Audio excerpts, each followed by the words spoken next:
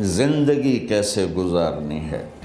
میرے نبی کی زندگی کا دوسرا رخ کہ بطور انسان زندگی کیسے گزارنی ہے، مرد عورت ہے، زندگی کیسے گزارنی ہے۔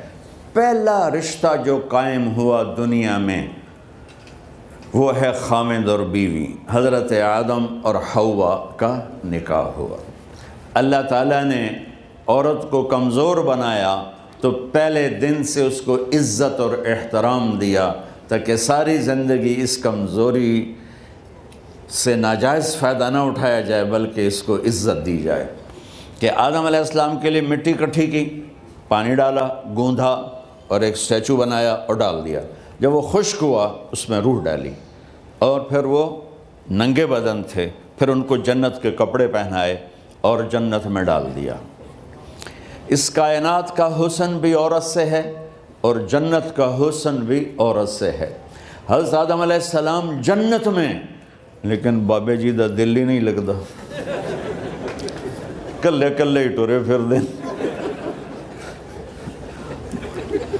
اب اللہ نے عورت کو بنانے کا ارادہ کیا تو اللہ ایک ڈھیر مٹی کا اکٹھا کر کے عورت کے لیے بھی بنا دیتا اور اس کا اسٹیچو بنا دیتا اور اس کو خشک ہونے دیتا، پھر اس میں روح ڈالتا، پھر اس کو کپڑے پہناتا۔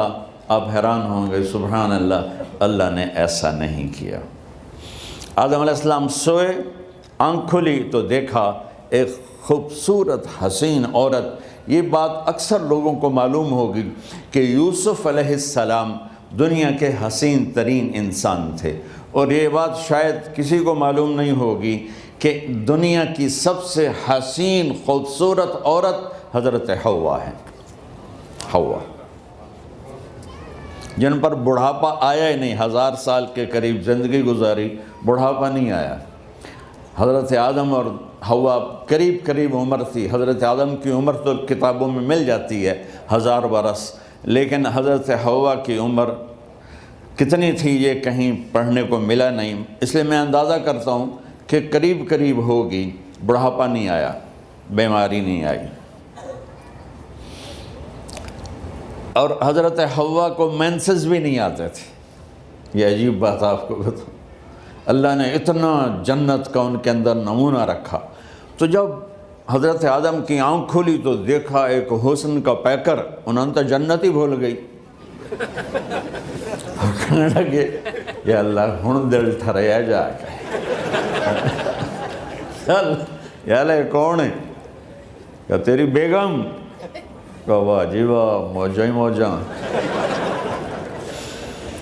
تو اللہ تعالیٰ نے نکاح پڑھایا۔ سبحان اللہ، اپنے نبی کی شان دوبارہ سنو۔ تو اللہ نے کہا آدم اپنی بیگم کا مہر ادا کرو۔ تو وہ پوچھنے لگے کیا مہر ہے؟ دیکھو ایک بات سنو، مہر کسی کی بیٹی کی قیمت نہیں ہوتی۔ $1 ہو یا $1 ٹریلین ہو، بیٹی کی کوئی قیمت نہیں ہوتی۔ یہ ایک نشان ہے کہ اس بچی پر اب یہ جو خامند ہے وہ موت تک خرچہ اس کے ذمہ ہے، بیوی کے ذمہ خرچہ نہیں ہے۔ خامند کما کے لائے گا اور اپنی بیگم کو کھلائے گا، اور بیوی گھر کی ذمہ داری نبھائے گی۔ تو خیر وہ الگ بات چلی جائے گی۔ اللہ تعالیٰ نے کہا کہ مہر ادا کرو۔ کہا جی کیا مہر ہے؟ تو میرے اللہ نے کہا تیری نسل میں میرا آخری نبی آئے گا، اس پہ ایک دفعہ درود پڑھ دے، یہ مہر ہے۔ اچھا، شروع دن سے ہے کہ میں نے قبول کیا۔ قبول کیا کا مطلب ہے کہ میں اس لڑکی کو قبول کر رہا ہوں، اس کی کمیوں کے ساتھ بھی خوبیوں کے ساتھ بھی۔ اور جب لڑکی کہتی ہے سائن کرنا قبول کیا ہے، یا زبان سے کہے قبول کیا ہے، تو یہ اس بات کی گارنٹی ہے کہ میں نے اپنے اس لڑکے کو خامد ہونے کے طور پہ قبول کیا، اس کی کمیوں کے ساتھ بھی، اس کی خوبیوں کے ساتھ بھی۔ اور جو ہی شادی ہو کر ڈولی سسرال کے گھر جاتی ہے تو ٹیسٹ شروع ہو جاتا ہے، کی کر دیے، باندھی کے میں، اٹھیندی کے میں، بول دی کے میں۔ اور اس میں بہت زیادہ نیگیٹو کردار ہے سسرال کا، کئی لڑکیوں کا، چونکہ ہم نے اپنے نبی کی زندگی نہیں قبول کیا۔ یہ واجب ہے کہنا قبول کیا، کہ جس میں پیغام ہے کہ اب میں اس کی میں کوئی کمی ہے وہ بھی قبول کروں گی، کوئی خوبی ہے تو سر ماتھے پر، اور لڑکا کہتا ہے کہ میں اسے قبول کرتا ہوں، اس کی خوبیوں کے ساتھ بھی کمیوں کے ساتھ بھی۔ یہ بات یاد رکھنا، پرفیکشن کبھی تلاش نہ کرنا، پرفیکشن کبھی تلاش نہ کرنا۔ اللہ نے 100 نمبر نہیں مانگے، 51، ایک نمبر اوپر ہو گیا۔ گناہ تمہارے 50 ہیں اور نیکی تمہاری 51 ہے، تو اس ایک پر ہم تمہیں جنت میں ڈال دیں۔ اب کوئی خامد اپنی بیوی میں پرفیکشن دیکھنا چاہے، بیوی اپنے خامد میں پرفیکشن دیکھنا چاہے، ساس سسر اپنی بہو میں، ساس سسر اپنے داماد میں، بھائی اپنے بھائی میں، ماں باپ اپنی اولاد میں، اولاد اپنے ماں باپ میں، جہاں یہ نظر ہوگی تو وہاں لڑائی ہوگی۔ کمیوں کے ساتھ قبول کرو۔ قبول کا لفظ اتنا واجب ہے، تو ڈر تو پھر بہ گئی نا۔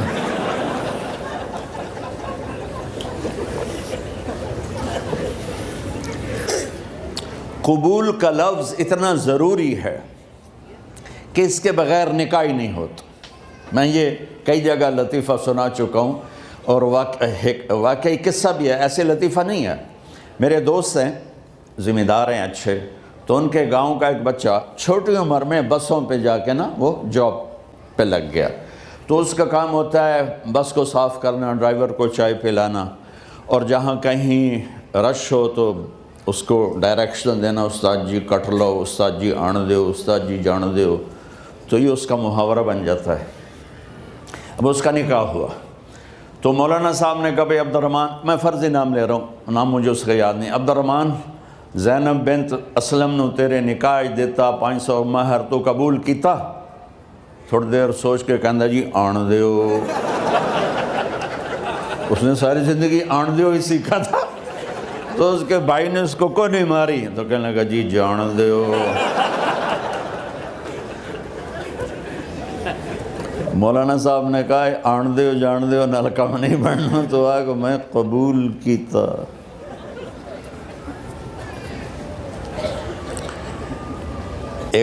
یہ بھی صحیح واقعہ سنا رہا ہوں۔ ایک نوجوان نے بیوی کو 3 طلاق دے دی کٹھی، اب ہو گیا پریشان، مولانا صاحب کے پاس گیا، کوئی میرے جیسا ہوگا، مولانا صاحب 3 طلاق دے بیٹھا، کوئی مسئلہ کا حرام؟ کہا جی کوئی رستہ حرام، کوئی گنجائش حرام۔ اس نے جیب سے موٹا سا لفافہ نکالا اور مولانا کے جا نماز کے نیچے ڈال دیا، کہ مولانا صاحب کوئی گنجائش؟ کہ ہن تو سوچنا ہی پوے۔ کی آکھیا ہی تو اپنی بیگم نو؟ اس آکھیا جی میں آکھیا ہی 3 طلاق، اس آکھیا مبارک ہوئے طلاق نہیں ہوئی۔ میں آکھیا جی او کیویں؟ آکھے او جڑا یہ طلاق ہے عربی دا لفظ، اس سے چاکھنا پمدا ہے طلاق۔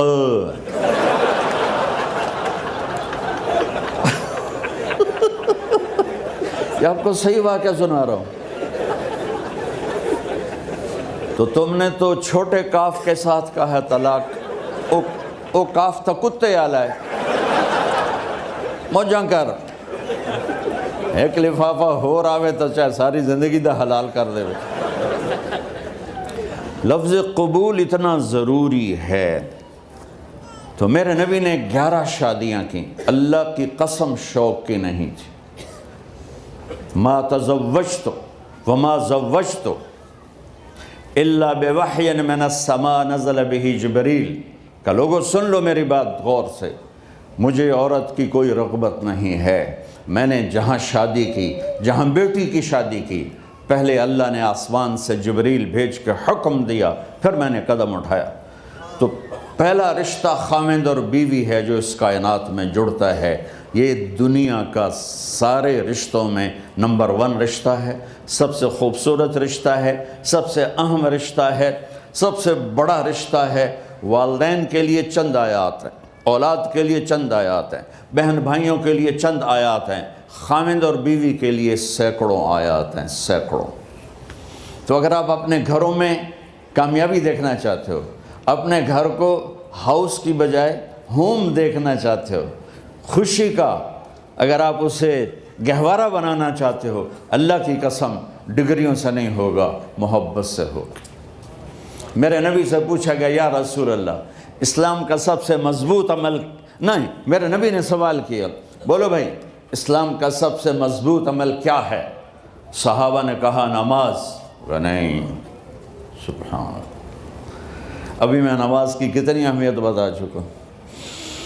انہوں نے عرض کیا جہاد، آپ نے فرمایا نہیں۔ تو صحابہ نے عرض کیا روزہ، آپ نے فرمایا نہیں۔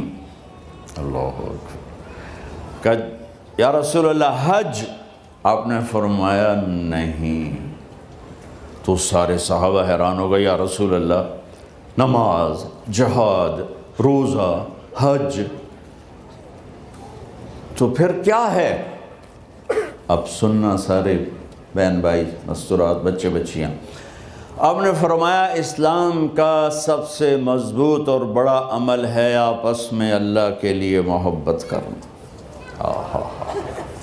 اگر آپ اپنے گھروں میں حسن دیکھنا چاہتے ہو تو ایک دوسرے سے محبت کرو، اظہار محبت کرو، اور محبت کے پیدا ہونے کے لیے بہت ساری چیزیں ہیں، لپیٹ کے 2 میں کر لیتا ہوں، 2 میں۔ بیوی کی خوبی دیکھو، کمی نہ دیکھو، خاوند کی خوبی دیکھو، کمی نہ دیکھو، پہلی بات۔ دوسری بات، اس زبان سے زہر نہ اگلو محبت کے پھول، اس زبان سے کڑوے جملے نہ ہوں، طنز نہ ہو، ٹونٹنگ نہ ہو، بےعزت نہ کرو، انسلٹ نہ کرو، تو آپ کے دل جڑ جائیں گے۔ یاد رکھو شکلوں سے زندگی آباد نہیں ہوتی، زندگی اخلاق سے آباد ہوتی۔ تو اپنے گھر سے ٹونٹنگ نکال دو۔ نہ کہا کا مطلب ہے بارش کا زمین میں جذب ہو کر یکجان ہو جانا، 2 زندگیوں کا محبت میں جذب ہو کر یکجان ہو جانے کو نکاح کہتے ہیں۔ نہ کہا آنکھوں میں نیند کا اتر کے سلا دینا، نہ کہا خاوند اور بیوی کا ایسی محبت دینا کہ چین کی نیند آ جائے، نہ کہا اعتماد کرنا، بھروسہ کرنا، خاوند بیوی پہ بھروسہ کرے، بیوی خاوند پہ بھروسہ کرے۔ اے نوے لوک کے فون چیک ہو رہے ہوئے، کال کتنے کی تھی، کال کتنے کی تھی۔ عزت دو، اعتماد کرو۔ چوتھا مطلب درخت کا چھاؤں بنا دینا، نہ کہا میاں اور بیوی، خاوند اور بیوی کا محبت کی ایسی چھاؤں بنانا کہ اس کے نیچے اولاد کا پودا خوبصورتی سے پیدا ہو سکے۔ نہ کہا، صرف لفظ نکاح کے مطلب بتا رہا ہوں، نہ کہا مریض کو، کدھر ڈاکٹر بیٹھے ہیں، میرے سامنے بیٹھے ہیں، مریض کو دوا ایسی دینا کہ وہ شفا یاب ہو جائے، آپس کے ایسے تعلق بنانا کہ زندگی کو شفا مل جائے۔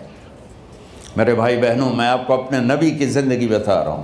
میرے نبی نے 11 شادیاں کی، اللہ ذوالجلال کی قسم، صرف ہمیں زندگی سکھانے کے لیے کہ گھر کی زندگی کیسے ہوتی ہے اور اولاد کو کیسے پالا جاتا ہے۔ اب لوگ کیا مجبوریاں ہیں کہ عورت بھی جاب کرتی ہے، مرد بھی جاب کرتا ہے۔ عورت کی سب سے بڑی جاب اپنی نسل کو پالنا ہوتا ہے۔ جب یہاں ٹائم نہیں ملتا بچے کو، نہ ماں سے ملتا ہے نہ باپ سے ملتا ہے، تو پھر وہ جنگل کا پودا بن جاتا ہے۔ یہ تو وینکوور ہے، فیصل آباد کی بات سناتا ہوں۔ میرے بچے جس اسکول میں پڑھتے تھے ان کے پرنسپل سے میری دوستی تھی، میں ملنے گیا ایک دن، تو کہنے لگے جی عجب واقعہ ہوا ہے کہ یہاں 2 بچے پڑھتے ہیں، ان کی ماں بھی ڈاکٹر ہے اور باپ بھی ڈاکٹر ہے، تو وہ دونوں آئے ہیں میرے پاس کہ ہمارے بچوں نے 3 دن ہو گئے ہیں گھر میں کھانا نہیں کھایا، تو ہم پریشان ہیں، ہمیں بتاتے نہیں، کائنڈلی آپ پوچھ کے بتائیں کہ وہ کھانا کیوں نہیں کھا رہے۔ ایک واری کر کے بھی دکھا دو.